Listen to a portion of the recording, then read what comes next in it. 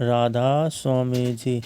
आज के सत्संग में इन वचनों में बताया गया है कि लख 84 योनि कौन कौन सी होती हैं। इस सत्संग को आप आगे सुनिए। हैं कौन सी और कितने अरसे तक हम इन योनियों में भटकते रहे। आप फरमाते हैं कई जन्म भय कीट पतंगा। कहते हैं प्राणी, तू इंसान के जामे में आने से पहले अनेकों जन्मों में कीड़ा और पतंगा बना, और कई जन्म गजमीन कुरंगा। कहते हैं कई जन्मों में तू हाथी, मछली और मृग बना, और कई जन्म पंखी सर्प होयो। ना जाने कितनी बार पक्षी और सांपों की योनियों में जन्म हुआ।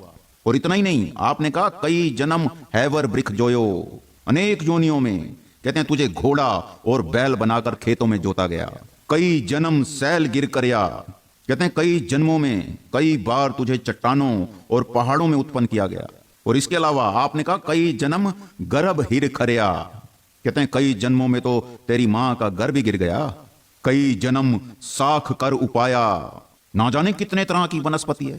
कहते हैं कई जन्मों तक तो तू वनस्पति यानी पेड़ पौधे ही बनता रहा, यानी सर्दी गर्मी आंधी तूफान ही झेलता रहा।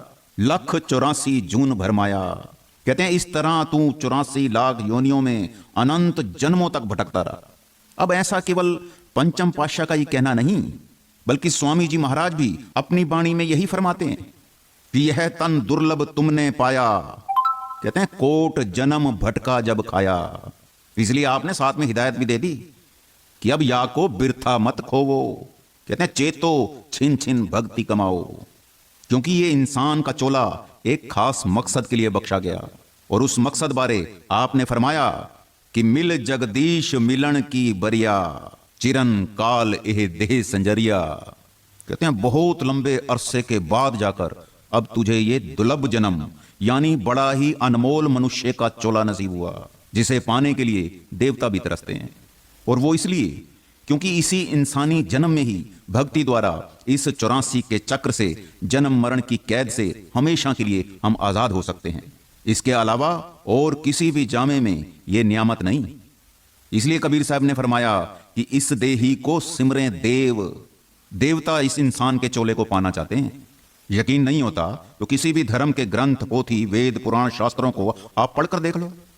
सभी ने इस इंसानी चोले की महिमा गाते हुए फरमाया कि ये नर नारायणी देह है, यानी टॉप ऑफ द क्रिएशन, सृष्टि का सिरमौर, सृष्टि का सरताज, अशरफ उल मखलूकात कहकर बयान किया।